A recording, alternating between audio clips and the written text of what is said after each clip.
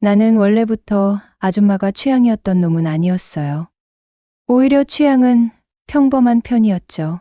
제 취향이 바뀌게 된 건 고딩 때부터였어요. 우리 집은 경기도 외곽 쪽에 30년 넘은 아파트였는데 집안 사정이 좀 어려워져서 고등학교에 올라오면서 이사를 오게 되었어요.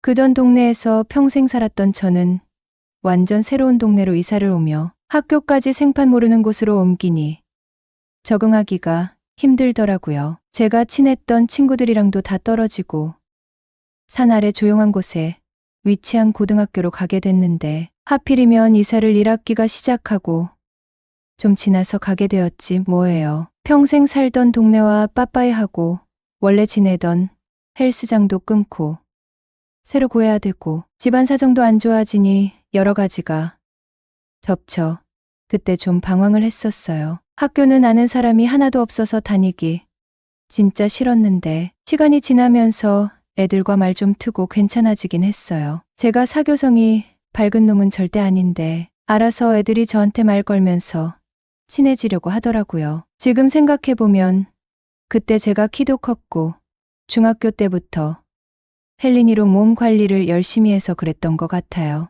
왜 또 또래들 잘나 보이는 애들이랑 놀려고 하는 그런 게 강하잖아요. 아무튼 그렇게 몇 주 정도 지나니 학교에서도 새로 끄는 헬스장에서도 서서히 적응이 되더라고요. 그렇게 원래 일상을 되찾아가는 느낌으로 살아가고 있었는데 담배 때문에 아줌마를 처음 만나게 된 거예요.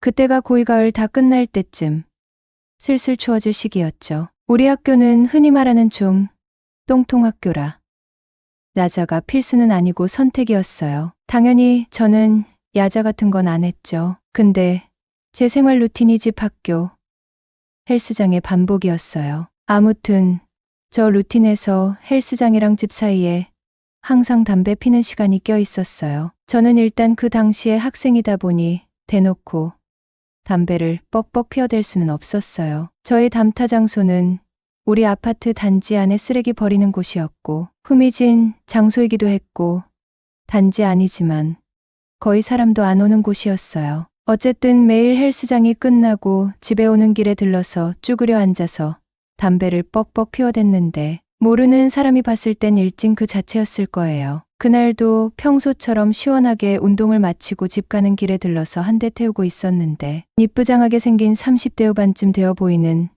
아줌마가 내 쪽으로 오는 거예요. 평소에 누가 온 적이 없었으니 좀 당황했죠. 원피스 차림의 위에는 패딩 하나 걸치고 슬리퍼를 신었는데 딱 보니까 옆에 쓰레기를 버리러 왔다가 저를 보고 내 쪽으로 온 것 같았어요. 도둑이 제발 저린다고 아줌마가 뭐라고 하지도 않았는데 저는 바로 일어나 담배 끄고 죄송해요 시전을 했어요. 그랬더니 아줌마가 너 학생이지? 괜찮아. 뭐라 하려고 온 거 아니야 라면서 날 보며 대시시 웃는 거예요. 갑자기 왜 웃는 거지?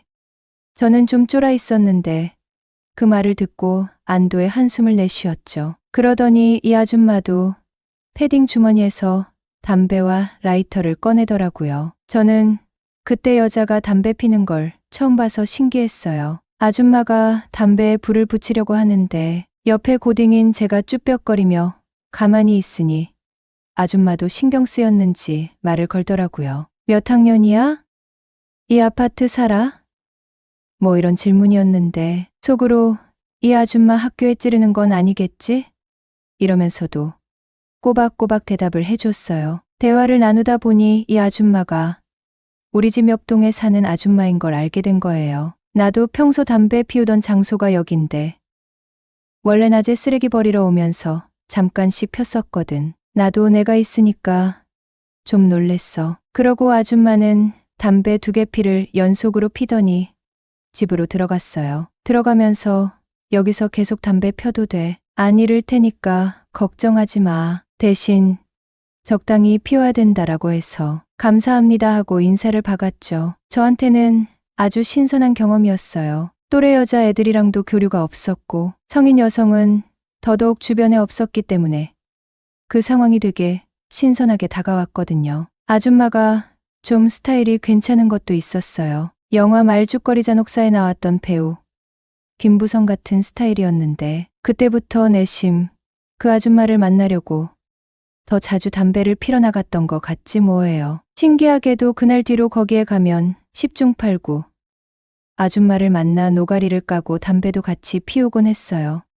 한참 뒤에 들어보니 아줌마도 나랑 담배를 피우는 게 신선하고 재밌었어. 일부러 자주 왔다고 하는 거예요. 그렇게 시간이 지나면서 저는 자연스레 아줌마랑 많이 친해져 담배 친구가 되기로 한 거죠.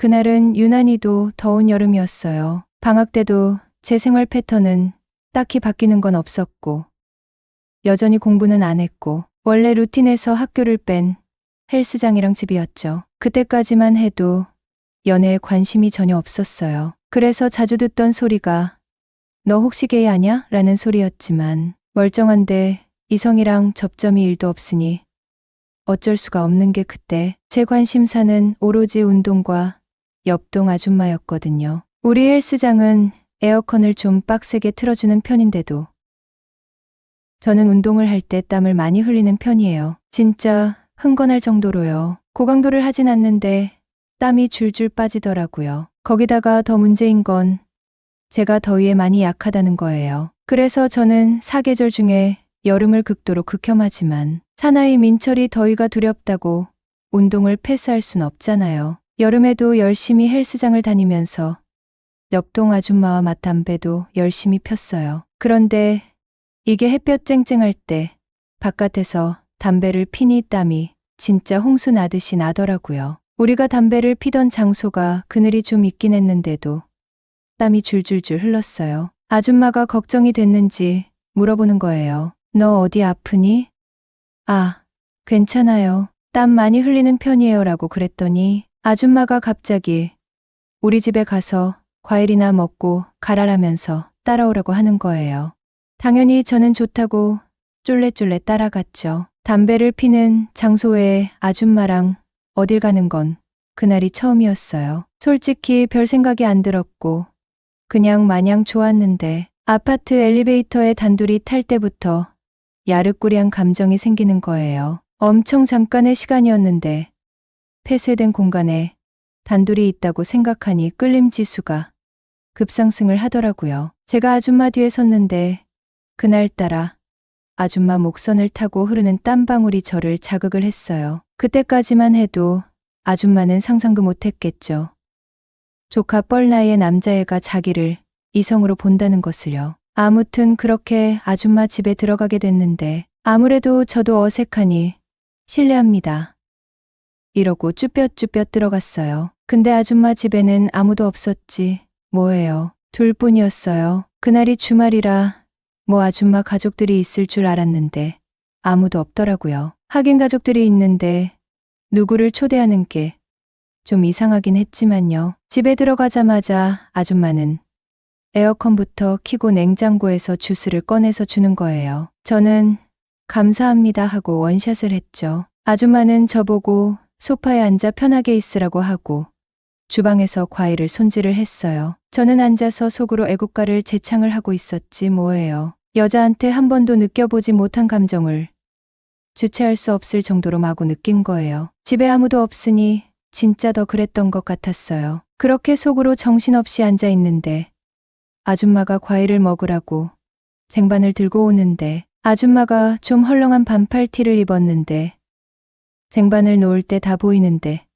순간 코피가 터지는 줄 알았어요. 그날부터 밤마다 아줌마 생각밖에 안 드는 거예요. 그래서 아줌마한테 더 다가가려고 부더니도 노력을 했었지. 모르던 순진한 수총각에게 40 넘은 아줌마는 너무나 강렬하고 새로운 존재였죠. 그녀의 웃음, 나긋나긋한 목소리, 가끔씩 스치는 은은한 향수 냄새까지 모든 것이 나를 혼란스럽게 만들었죠. 수능이 끝나고 대학 입학 전까지 시간은 남아돌았어요. 헬스장에서 땀을 뻘뻘 흘리고 집에 돌아와 멍하니 천장만 바라보는 무료한 나날의 연속이었죠. 그러던 어느 날 해숙 아줌마에게서 뜻밖의 연락이 왔어요. 정태, 오늘 낮에 시간 있어?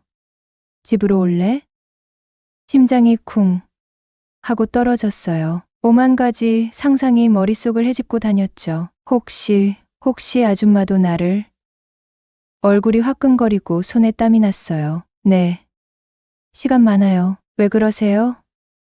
최대한 침착하게 답장했죠. 심심해서. 혹시 시간 괜찮으면 낮술이라도 한잔 할까? 낮술. 아줌마와 단둘이 낮술이라니. 이건 분명히 뭔가 특별한 의미가 있는 게 분명했어요. 머릿속은 온통 해수, 아줌마 생각으로 가득 찼어요. 그것도 그녀 집에서 한잔하자는 말에 설렘과 긴장감이 뒤섞여 심장이 터질 것 같았죠. 해숙 아줌마는 평소보다 더 예뻐 보이더라고요. 화사한 핑크색 블라우스를 입고 옅은 화장까지 한 모습은 정말이지 넋을 놓고 바라볼 만큼 아름다웠어요. 어머, 정태, 오늘따라 더 멋있어 보이네. 아줌마는 특유의 살가운 미소로 나를 맞이했죠. 칭찬에 얼굴이 붉어졌지만 애써 태어난 척 웃으며 대답했어요. 아줌마도 엄청 예뻐지셨어요. 호호. 고마워. 젊은 남자한테 예쁘다는 소리 들으니 기분 좋네. 아줌마는 돈도 많아 보이고 얼굴도 예쁘장하게 생겼는데 왜 혼자 외롭게 지내세요? 평소 궁금했던 걸 조심스럽게 물었죠. 아줌마는 잠시 씁쓸한 표정을 지었어요. 나 남자한테 실망을 너무 많이 해서 전 남편도 어린 여자랑 바람이 났거든. 그래서 위자료는 넉넉하게 받긴 했지만 마음은 텅 비었지. 그럼 외로울 땐 어떻게 하세요? 그냥 참아야지. 혼자가 편해. 다시는 남자 때문에 상처받고 싶지 않아. 아줌마는 씁쓸하게 웃었어요. 근데 너 뭘 안다고 자꾸 남자 얘기를 하는 거야? 저도 알 건 다 알죠. 나도 모르게 솔직한 마음이 튀어나왔어요. 사실 저 아줌마 좋아해요. 아줌마는 당황한 표정을 지었죠. 뭐라고? 아줌마 좋아해요. 처음 봤을 때부터, 아니, 점점 더 좋아졌어요. 얼굴은 화끈거렸지만 더 이상 숨길 수 없었어요. 내 안의 남성성이 폭발하는 것 같았죠. 해숙 아줌마 앞에서만큼은 나도 남자이고 싶었어요. 아줌마는 잠시 말이 없었어요. 얼굴은 붉어졌지만 싫어하는 표정은 아니었죠. 오히려 호기심과 당혹감이 뒤섞인 묘한 표정이었어요. 근데 너 여자 경험은 있니? 아줌마가 조심스럽게 물었죠. 아니요. 없어요. 솔직하게 대답했죠.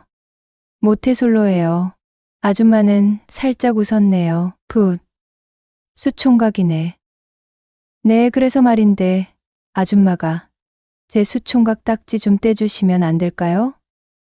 얼굴이 터질 것 같았지만 용기를 내어 말했죠. 이 순간을 위해 얼마나 마음속으로 연습했는지 몰라요. 아줌마는 놀란 눈으로 나를 바라봤어요. 입술을 살짝 깨물며 고민하는 듯 하더니 이윽고 나지막이 입을 열었죠.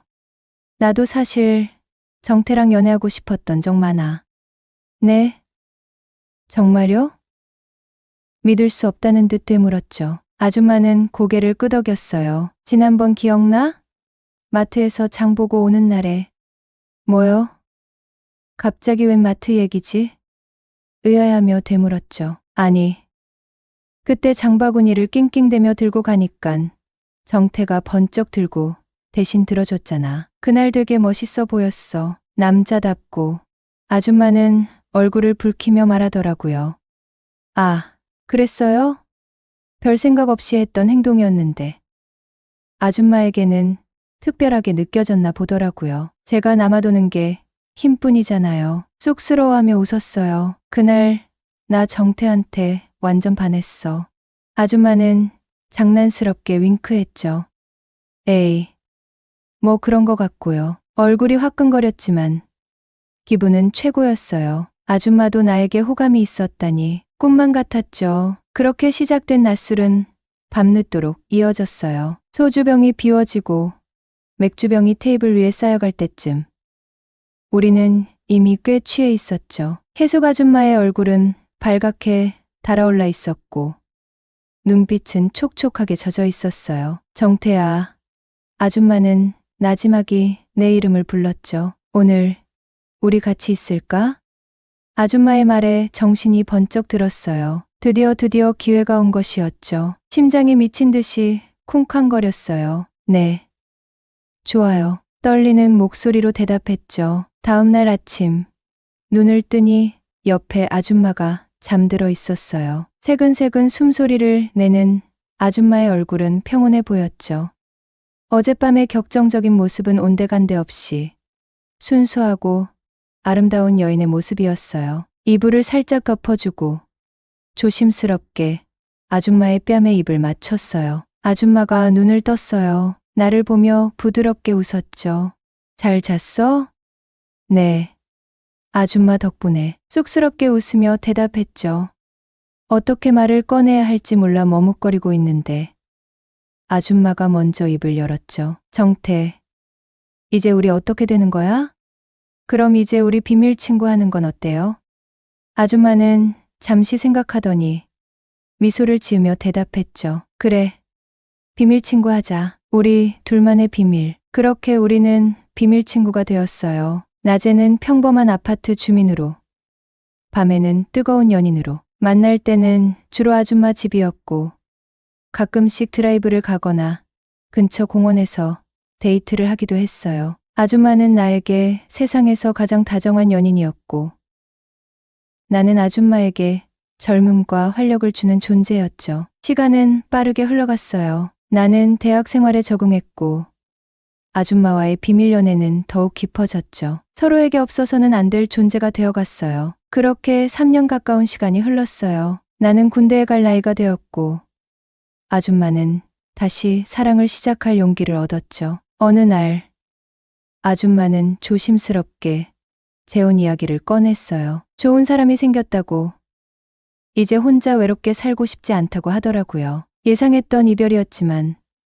막상 현실로 다가오니 가슴이 먹먹해졌어요. 3년 동안 아줌마와 쌓아온 추억들이 주마등처럼 스쳐 지나갔죠. 기쁘고 행복했던 순간들, 힘들고 슬펐던 순간들, 모든 것이 소중하고 아름다운 기억이었어요. 아줌마 아니, 혜숙 씨, 정말 축하해요. 애써 밝은 표정을 지으며 말했어요. 눈물이 핑 돌았지만 억지로 참았네요.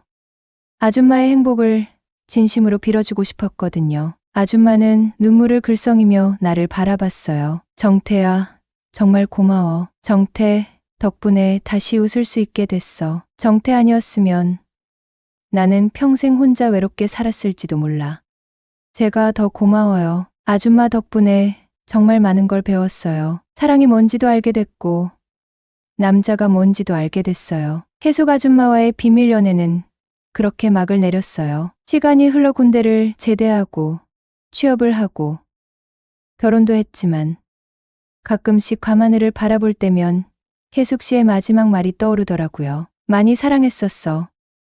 그 짧은 한마디는 아직도 내 가슴 속에 깊은 울림으로 남아있네요. 첫사랑은 이루어지지 않는다고 했던가요? 하지만 혜숙 씨와의 사랑은 내 인생에서 가장 강렬하고 아름다운 첫사랑이었어요. 서울의 여름은 언제나 밤을 참을 수 없을 만큼 덥게 만들곤 했다. 열린 창문은 별로 도움이 되지 않았고 선풍기는 나른하게 돌아가며 방 안에 따뜻한 바람만을 퍼뜨렸다. 나는 막 샤워를 마치고 나왔고 아직 촉촉한 피부에 욕실 공기에는 수증기가 남아 있었다. 천천히 수건으로 몸을 닦으며 물이 굴곡을 따라 흘러내리다 마르는 것을 느꼈다. 뜨거운 피부 위로 천이 닿는 느낌은 묘한 감각을 주었고 안도감과 무슨 이름 모를 불안이 섞인 듯했다. 집안은 조용했다. 남편은 언제나처럼 늦게까지 이어지는 업무 약속이 있었다. 나는 이런 고독의 순간을 좋아했다. 드물지만 집 안을 가볍게 거닐 수 있어 매번 움직임을 신경 쓸 필요가 없었다. 나는 몸에 감기는 얇은 실크 가운을 입었다. 허리에 띠를 메었지만 느슨하게 두어 천이 어깨에서 살짝 흘러내리게 했다. 화장대까지 걸어가 몸에 로션을 바르려 했다. 거울은 여전히 샤워의 수증기로 약간 흐려져 있었고 잠시 동안 나는 그 앞에 서서 내 반사된 모습을 보며 산란한 생각에 잠겼다. 그때였다. 그 시선을 느낀 것은 본능적으로 고개를 돌리자 방문가에 서 있는 민준이 보였다. 우리의 시선이 마주친 순간 그는 얼어붙었다. 손잡이를 쥔 그의 손과 커다래진 눈은 그의 몸이 바로 나가라는 명령을 거부한 듯 보였다. 숨이 목에 걸렸다. 그가 집에 있는 건 알았지만 내 방에 예고 없이 들어올 줄은 몰랐다. 잠시 동안 놀라움이 우리 둘을 사로잡았다. 그의 시선이 빠르게 내 실루엣을 훑었고 그때서야 나는 가운이 더 내려가 드러나지 않아야 할 곡선을 보여주고 있다는 것을 깨달았다. 시간이 멈춘 듯했다. 그가 말하려 했지만 목소리가 나오지 않았다. 그의 얼굴은 뜨거워졌고 볼에 홍조가 올라와 그가 억누르려던 생각의 소용돌이를 드러냈다. 내 심장이 빠르게 뛰었다. 가운을 바로잡아 그 순간을 끝내고 싶다는 생각이 들었다. 하지만 다른 한편으로는 그의 표정에 모든 디테일을 담아두고 있었다. 민주는 항상 조용하고 예의 바르며 늘 존중을 잃지 않았다. 하지만 지금 그 자리에서 그의 짙은 눈은 나를 응시하고 있었고 그 안에 전에 본 적 없는 무언가가 있었다. 깊은 숨, 눈길을 돌리기 전에 잠깐의 순간. 나는 무언가를 말해야 했다. 그가 나가야 한다고. 그건 사고였고 아무 의미 없다고 말해야 했다. 하지만 말이 나오지 않았다. 가슴이 천천히 오르내리며 내 몸이 상황을 내 마음보다 먼저 인식하는 것처럼 느껴졌다. 그는 마침내 눈을 깜빡이고 시선을 돌렸지만 천천히 마치 시선을 떼고 싶지 않은 듯했다. 미안해. 네가 이렇게 있을 줄 몰랐어. 그의 목소리는 낮고 약간 쉰 듯했다. 그의 말투는 내 피부에 소름을 돋게 했다. 그가 내가 이렇게 있을 줄 몰랐던 걸까? 아니면 나를 이렇게 보고 이런 반응이 나올 줄 몰랐던 걸까? 민주는 망설였다. 뒤로 물러나거나 그 순간 방을 나갈 수도 있었을 것이다. 하지만 그는 나가지 않았다. 나도 그에게 나가라고 하지 않았다. 그는 침을 삼켰고 그제야 내 호흡이 얼마나 느려졌는지 깨달았다. 그는 아직 문 손잡이를 잡고 있었지만 이제는 무엇을 해야 할지 확신이 없는 것처럼 보였다. 나는 그에게 다가가 문을 닫거나 아무 일도 없었던 것처럼 행동할 수도 있었다. 하지만 대신 그 자리에 서서 그 순간이 지속되는 것을 느끼며 무언가 설명할 수 없는 것이 가득한 상태로 있었다. 침묵이 공기를 무겁게 했다. 어떤 말보다 많은 것을 말해주는 침묵이었다. 그리고 그는 방 안으로 한 발자국 들어섰다. 민주는 천천히 문을 닫았고 손잡이를 돌리는 단순한 행위가 되돌릴 수 없는 지점인 것처럼 보였다. 잠금 장치의 부드러운 클릭 소리가 방 안에 울려 퍼졌고 작은 소리였지만 엄청난 무게를 지닌 것처럼 느껴졌다. 내 가슴은 천천히 오르내렸고 그도 깊게 숨을 쉬고 있다는 것을 알았다. 긴장감이 느껴졌다. 우리 사이에 무언가가 진동하는 것 같았고 지금 일어나고 있는 일을 무시할 수 없게 만들었다. 그는 아무 말도 하지 않고 그저 몇 걸음 떨어진 곳에 서 있었다. 그의 시선은 더 이상 놀람의 시선이 아니었다. 이제는 다른 강렬함이 있었다. 우리가 무엇을 하려는지에 대한 인식이 있었고 비록 그 누구도 그것을 이름 붙이지 않았지만 내 몸은 뜨거워졌고 그것은 여름의 온도 때문만은 아니었다. 실크 가운은 여전히 내 허리 주위에서 느슨했고 나는 움직일 때마다 천이 살짝 흘러내리는 것을 느꼈다. 그의 존재가 이렇게 가까이 있고 그의 짙은 눈이 나를 응시하자 모든 것이 내 피부의 감각을 증폭시키는 것처럼 느껴졌다. 당신은 가야 해요. 내 목소리는 내가 의도한 것보다 낮게 거의 속삭이듯 나왔다. 민주는 입술을 핥았고 잠시 그는 정말로 돌아서 나갈 것처럼 보였다. 그러나 그는 나가지 않았다. 내가 가길 원해요? 그가 물었고 그의 말투는 나를 떨리게 했다. 진실은 나는 내가 무엇을 원하는지 몰랐다. 아니, 알았지만 원해서는 안 되는 것이었다. 그는 한 걸음 더 다가왔다. 그 가까움은 위험했다. 그가 내뿜는 열기를 느낄 수 있을 만큼 가까웠고 강하고 압도적인 존재감이 나를 인정하고 싶지 않은 방식으로 흔들었다. 나는 시선을 돌릴 수 없었다. 마치 우리 둘과 우리 사이에 일어나는 것만 존재하는 그 순간, 그 공간에 갇혀 있는 것 같았다. 그는 천천히 손을 들어 나를 건드리지는 않았지만 공기 중의 전기를 느낄 수 있을 만큼 가까이 다가왔다. 내 몸이 내 마음이 맞기 전에 반응했다. 소름이 내 피부를 타고 올라왔다.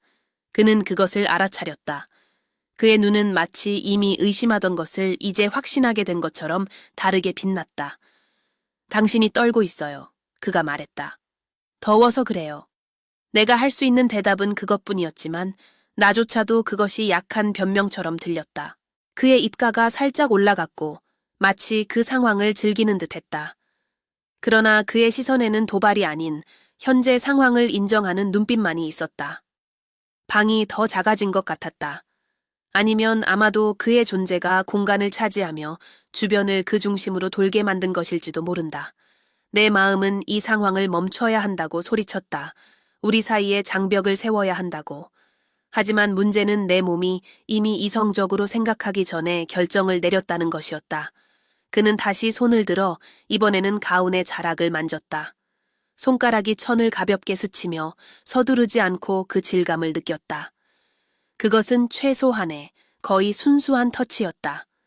하지만 나에게는 충격을 주기에 충분했다. 내 입술이 살짝 벌어졌다.